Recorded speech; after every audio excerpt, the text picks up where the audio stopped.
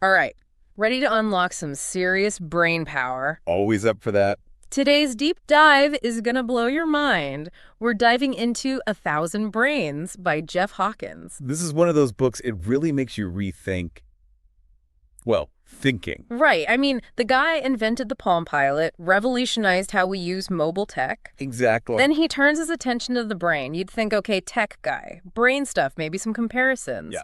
But no, this is next level. Hawkins goes deep, deep into the neuroscience. He really digs in. And the thing is, he dismantles that whole brain as a computer analogy. Which we're all kind of taught, right? It's everywhere. Like it's this hard drive storing files. Storing data. But instead, what Hawkins says is, our brains, they build these crazy complex models of the world. So not storing information, but like actively building a representation of what's around us. Exactly. And get this, not just one model, thousands of them. Thousands. Wait, hold on. How can we have thousands of brains? That's where that title, A Thousand Brains, comes in. Yeah. See, each cortical column, tiny structure in your neocortex, acts like its own mini brain. Really? Creating its own model based on what it picks up from your senses. So it's like a whole team of tiny experts, each with their own little specialty, and together they create this big picture. Perfect way to put it. Imagine each of those columns, they've got a different piece of the puzzle.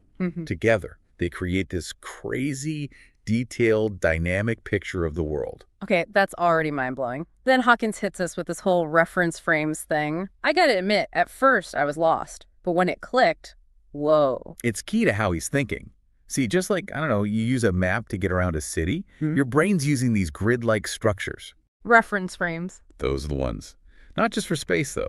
To organize information about objects, concepts, even abstract ideas. Wait, so my brain's got a map for, like, everything. Understanding this podcast, how to make coffee, even, like, love or something. Exactly. Let's say that coffee.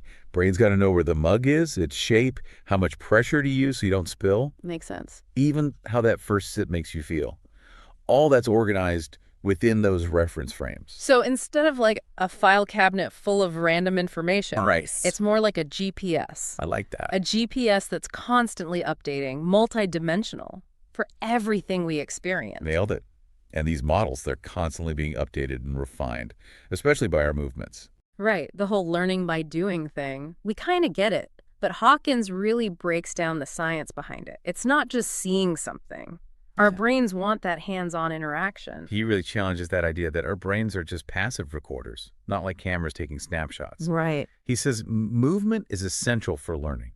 Interacting with the world, seeing how our senses change as we move, that's how our brains build those detailed models. And get this, he says it even applies to abstract thought. Really? So when you're like solving a math problem or figuring out a strategy in a game, that's mental movement through a conceptual space. Like exploring a new city.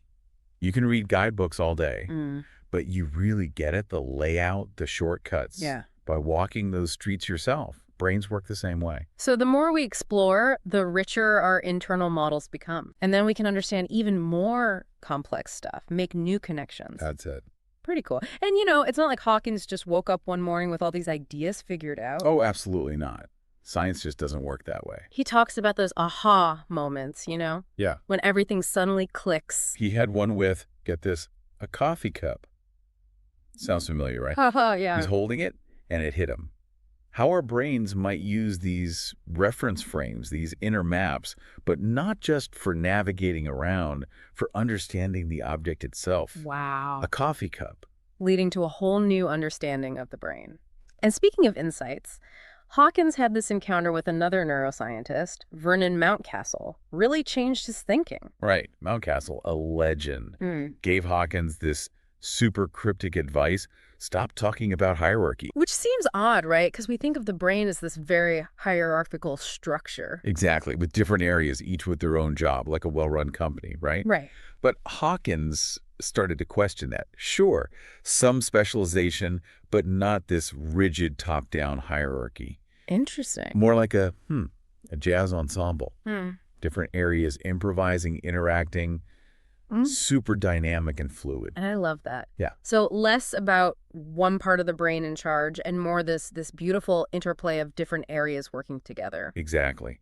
And this new understanding, it led Hawkins to some really interesting thoughts on artificial intelligence. Which is huge these days. Everyone's talking about it. Right. And Hawkins, he's optimistic about AI, but Right. he also says we're nowhere near truly intelligent machines yet. Not even close. Which, I gotta admit, seeing all those sci-fi movies, it's kind of a relief. Right. But seriously, what makes our intelligence so different from what we're building with AI today? Well, Hawkins would say today's AI, even the super advanced stuff, it's missing some key things. They don't learn continuously like we do. Okay. They don't build models based on reference frames the same way. Yeah. And they don't learn by, actually moving through the world like we were talking about. So that classic scenario, the AI taking over, like in Terminator, we're safe. Well, Hawkins would say intelligence doesn't automatically equal wanting to destroy. True. Just because a machine is smart, can learn, solve problems, doesn't mean it's going to suddenly decide to enslave humanity. Okay, good point.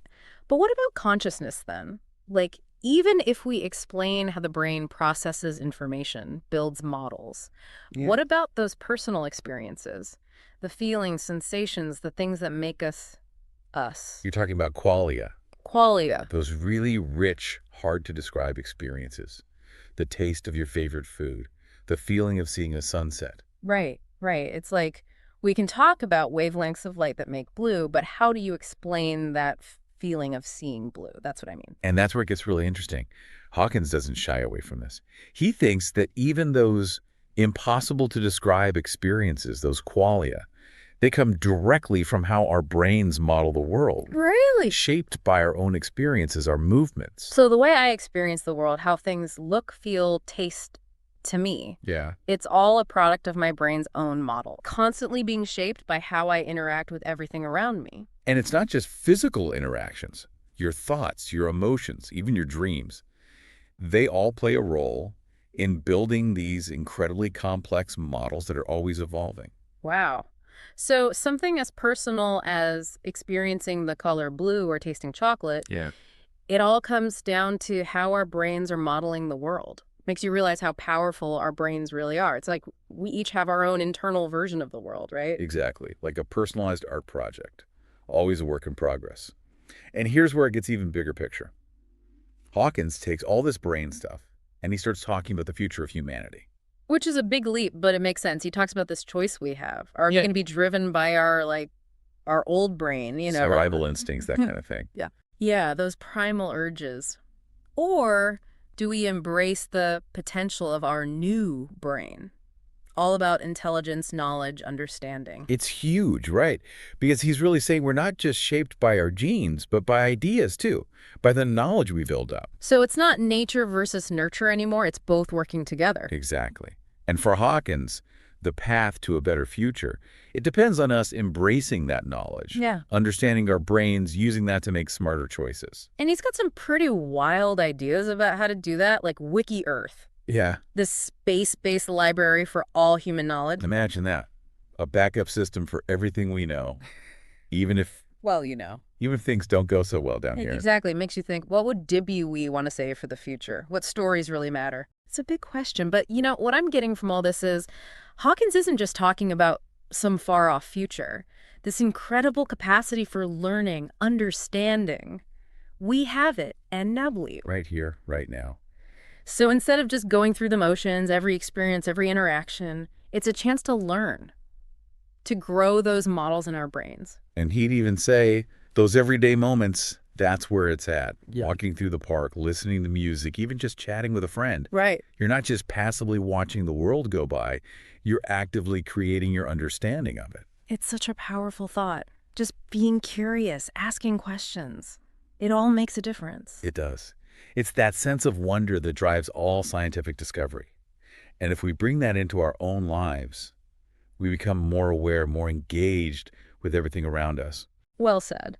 And I think that's a perfect place to wrap up our deep dive into 1,000 Brains. It's been a real mind trip, exploring the brain, the potential of human intelligence. Huge thanks to Jeff Hawkins for giving us so much to think about, and of course, to you, our listeners, for joining us on this journey. Keep those minds curious, folks. And until next time, keep those 1,000 brains buzzing.